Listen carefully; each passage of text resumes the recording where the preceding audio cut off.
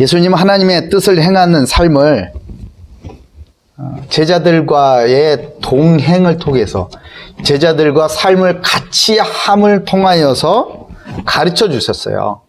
하나님의 뜻을 행하는 것은 이런 거야 라는 것을 제자들한테 그냥 티칭, 원격으로 가르치든지, 온라인 특강으로 해주든지, 아니면은 책으로 가르쳐, 그런 것이 아니고요. 삶을 통하여서.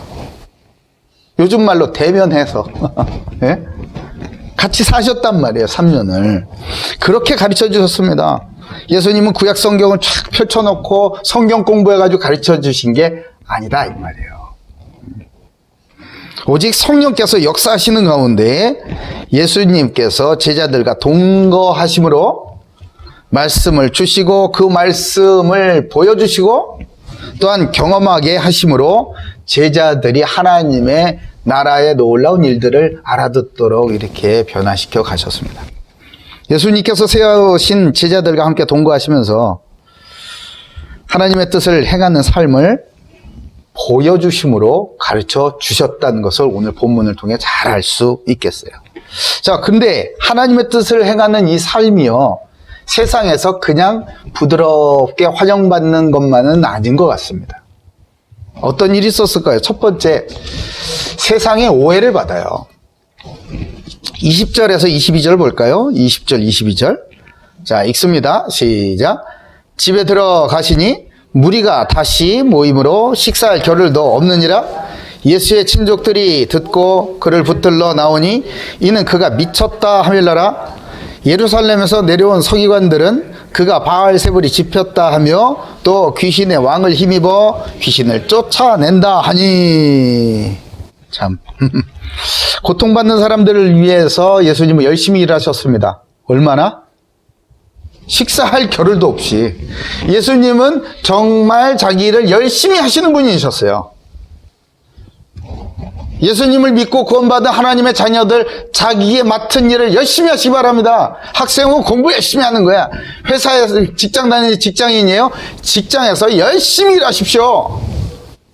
노는 시간 없이 말이에요. 그냥 정말 제가 보면 기가 막혀. 저도 옛날에 직장 다닐 때 그렇게 했지만 일단 가서 커피 한 잔 먹고 시작해야 돼. 출근해.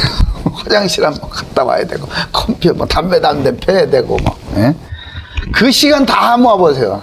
저 뉴욕에 있는 그 월스트리트에서 일하는 그런 사람들 정말 바쁘게 걸어다니면서 점심 먹는 사람들조차도 시간 사용하는 거를 이렇게 연구를 해보면요. 몇 퍼센트지? 아무리 못해도 15%는 자기 개인을 위하여서 시간을 쓰고 있더랍니다. 그 말이 뭐겠어요? 우리는 사실은 굉장히 느슨하게 나의 일을 하고 있다. 예수님도 정말 식사할 겨를도 없이 이렇게 일을 하고 계셨다는 거예요. 그 정도도, 그럴 정도로 병든 자를 고치시고 더러운 귀신 들린 귀신들을 내쫓으시면서 고통받는 사람들, 하나님의 나라의 복음을 이렇게 전파하시면서 그들을 깨워주셨단 말이에요. 고쳐주셨단 말이에요. 가만 보세요.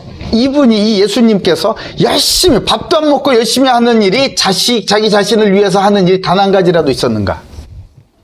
없었단 말이에요. 자기 영광을 위해서? 아니요, 그렇지 않아. 저 고통받는 사람들을 위하여서 밥 먹을 새도 없이, 예수님도 배가 고프거든. 그런데도 이렇게 하셨다. 나를 위해서 일을 하는 사람들, 글쎄요, 금방 고갈이 될걸?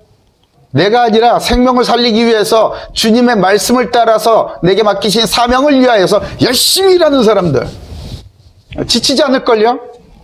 놀라운 힘을 하나님께서 부어주실 겁니다. 힘을 얻으시기 바라요.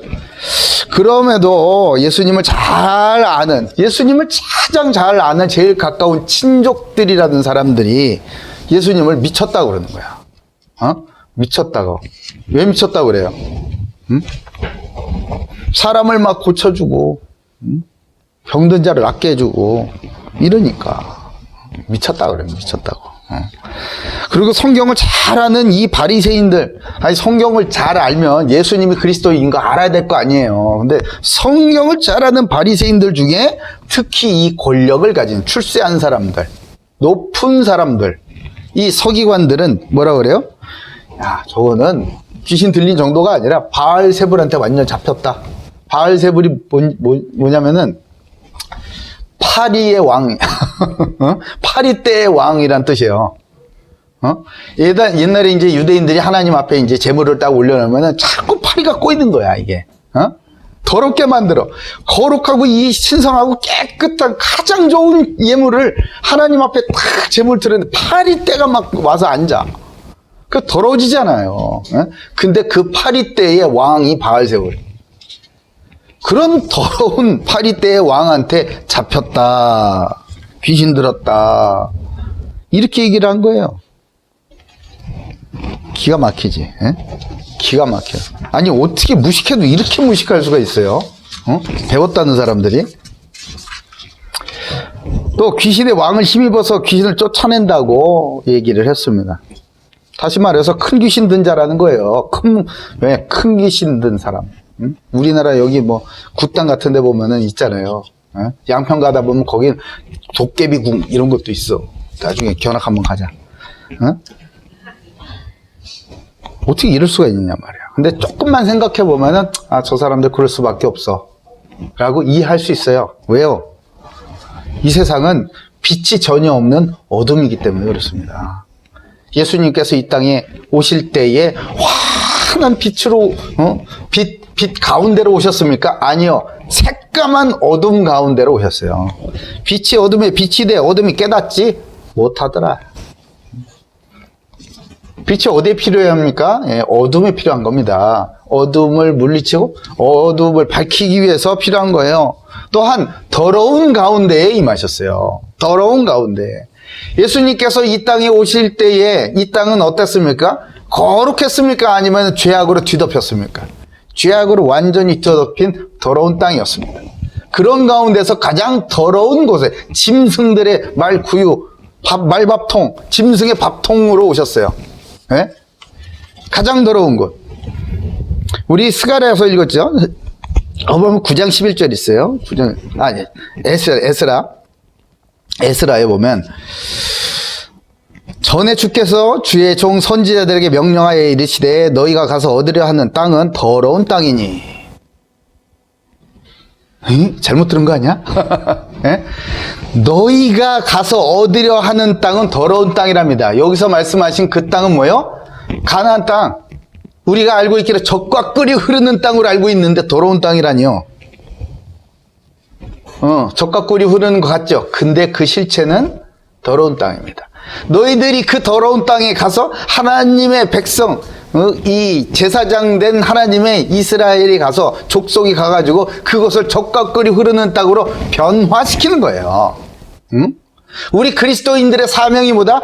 이 더러운 곳으로 가서 그곳을 젖과 꿀이 흐르는 하나님의 나라가 임하는 땅으로 변화시켜버리는 거예요. 너희들이 가서 정복하고 다스리는 것이 우리 그리스도인의 사명이다라는 것을 예수님께서는 직접 보여주시는 거예요. 잘 믿는 자라는 그 서기관들이 뭐라 그래요? 아이고 저 바알세불 들렸다고 그러잖아. 더러운 곳이지. 그리고 너무나 무지한 곳이었어요.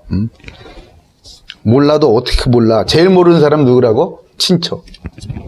마가복음 6장 4절에 이렇게 말씀하세요. 예수께서 그들에게 이르시되 선지자가 자기 고향과 자기 친척과 자기 집 외에서는 존경을 받지 못함이 없느니라. 예수 좀 제대로 잘 믿어보려고 하면 온 가족 친척들이 제일 구박합니다. 예? 적당히 하라고. 적당히 믿어. 무슨 미친 광신도처럼 믿으려고 그러냐. 적당히 믿어. 적당히. 이렇게 한단 말이에요. 무지해서 그렇죠. 하나님은 사탄에게 잠시 이 세상을 내어주셨어요. 그렇기 때문에 세상은 이 세상의 권세 잡은 자, 곧 마귀에 의해서 통치되고 있는 것입니다. 이곳이 뭐 깨끗하겠습니까? 거룩하겠습니까? 빛으로 가득 차게 있겠습니까? 기대하는 것 자체가 잘못된 거죠. 그러므로 세상에서 하나님의 뜻을 행하는 사람은요, 당연히 오해받고 배척당하는 것이 당연한 거예요. 그러니 여러분 속지 마십시오. 하나님의 뜻을 행하신 예수 그리스도께서 이미 세상을 이기셨음을 여러분 잊지 마시기 바랍니다. 사랑하는 고대교회 가족 모두는요, 사탄의 권세 아래에 있는 세상에서 오직 하나님의 뜻을 행함으로 승리하는 놀라운 축복이 여러분에게 이미 와 있음을 믿으시기 바랍니다.